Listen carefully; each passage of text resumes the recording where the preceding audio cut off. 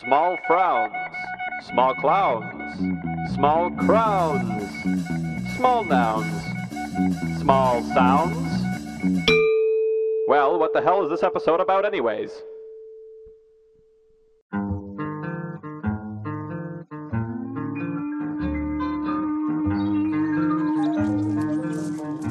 Hi, welcome to another episode of In a Handful of Minutes. As you can tell, I'm away from the usual space within the usual equipment, so we're using my crappy little camera, which has terrible audio, so I'll probably narrate the rest of this episode on small towns. As we all know, small towns are a haven of strong moral values that radiate naturally from every clean-cut lawn like manna from heaven, which all small town residents believe in. Every smile is sincere, every child is loved, appropriately. And how is a small town like Cheers?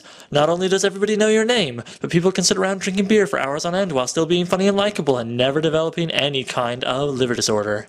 As we all know, small towns are forever hiding eldritch horrors beneath a thin veneer of wholesome normality. Every wife is a Stepford wife. Every husband is involved with a cult or at least a well-intentioned Faustian bargain. Every child is loved, appropriately, but only because they use their freakish mind powers to make you love them. Tell me, how is a small town just like a vampire who cuts off your dick and staples it to your cat and then FedExes your cat to China? Well, there's no reason to even ask the question because clearly they're exactly the same thing. So okay. Maybe small towns can't be summed up as a Garden of Eden or Salem's Lot. Maybe when it comes to morality, they're like pretty much everywhere else on Earth that's populated by God's runaway science fair project, humans. But what isn't so ambiguous is the way that living in a small town puts you much closer to nature than the suburbs or the city. This contributes heavily to how small towns are great for people from age sperm, the clean air means less chance of mutation, to age 14.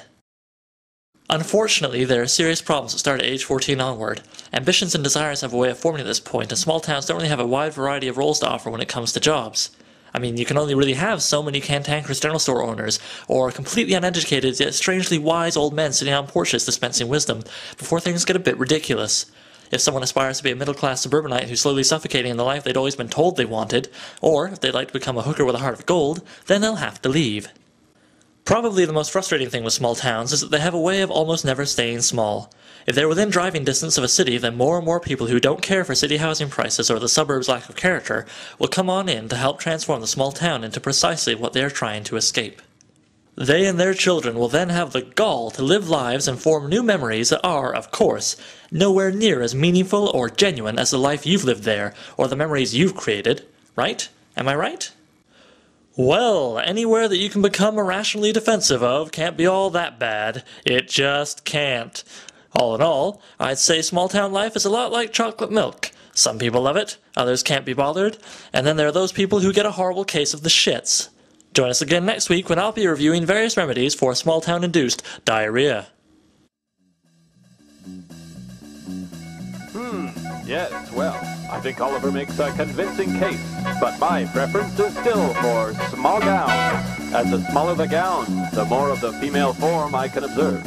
I'm just saying, you know, hit.